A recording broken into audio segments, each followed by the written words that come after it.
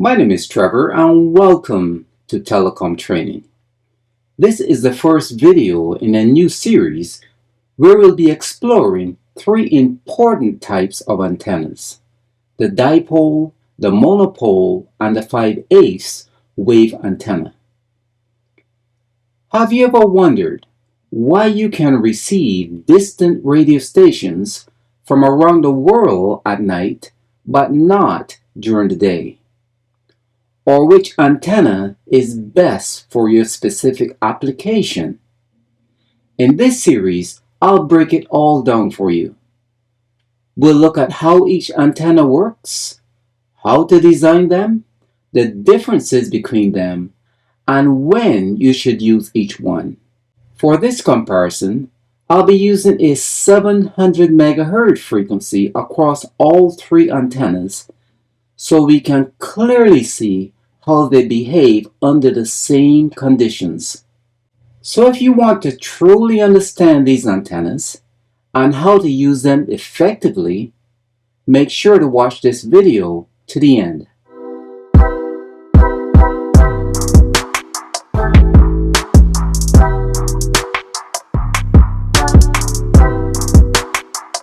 First up is the dipole antenna.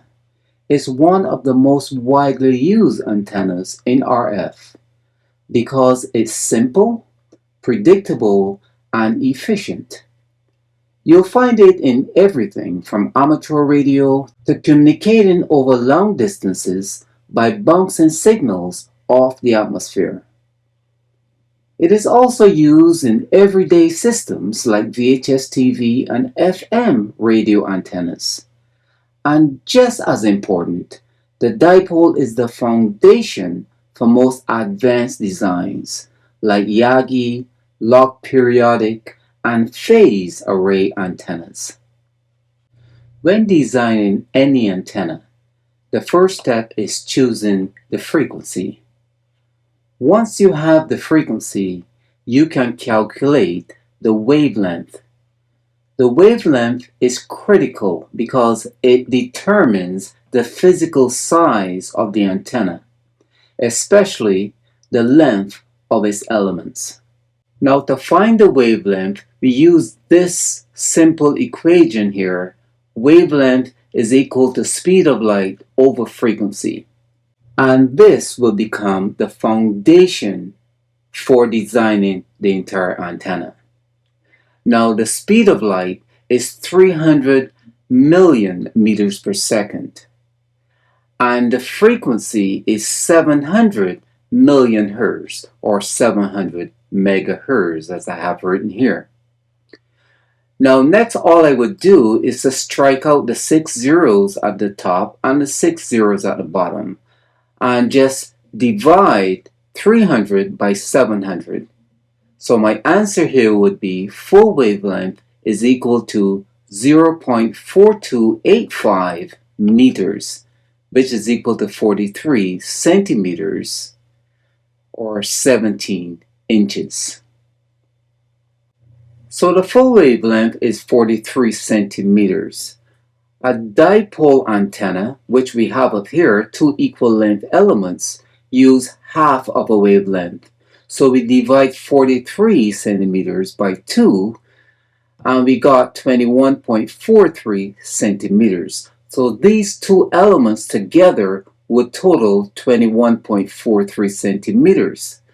So we just divide 21.43 centimeters by 2 to get the length of each element, which is 10.72 centimeters or 4.22 inches.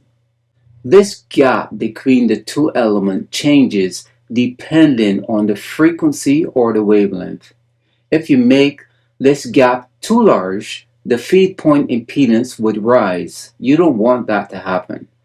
Designers use this simple equation under here, 0.01 times the wavelength, to calculate the gap. So here I have 0.01 times 43 centimeters is equal to 0.43 centimeters or 4.3 millimeters. You just move the decimal point one place to the right to change from centimeters to millimeters. and this is also equal to 0.169 inches. Now this is a dipole antenna in free space. Now both of these circles around the elements here are radiation patterns. And if you view this antenna from space, like if you were looking down at this antenna and you were in space, this would look like a figure 8.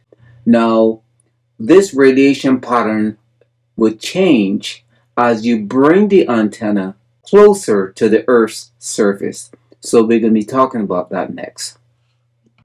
So here we have our dipole antennas. This is a dipole sitting on the ground. This one is a radiation pattern. All three of them are a quarter wave above ground.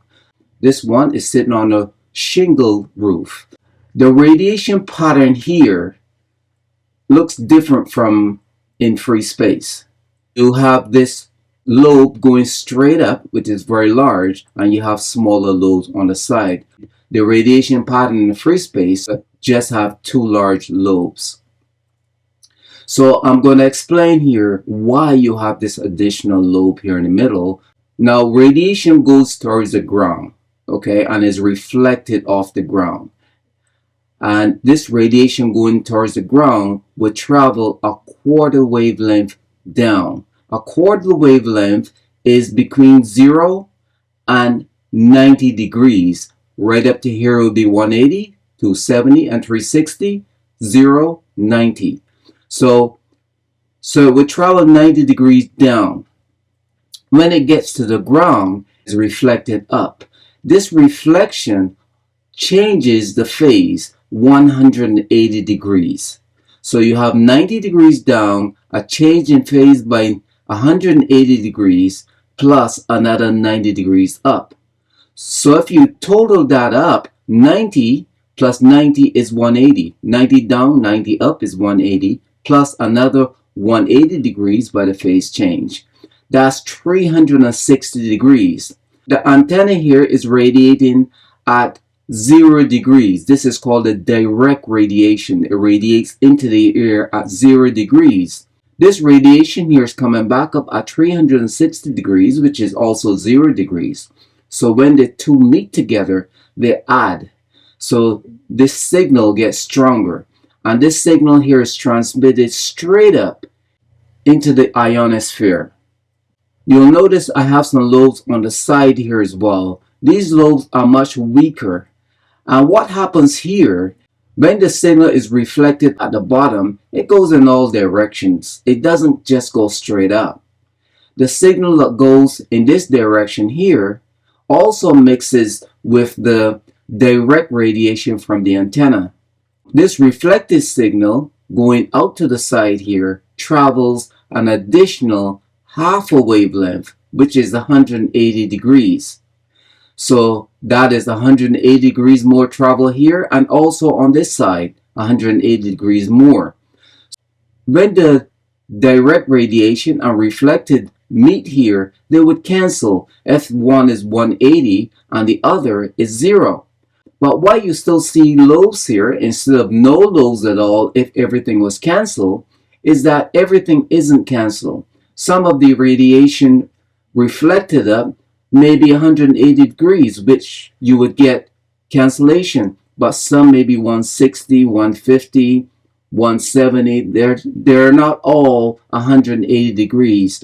So you would get a very weak signal in here because you have partial cancellation.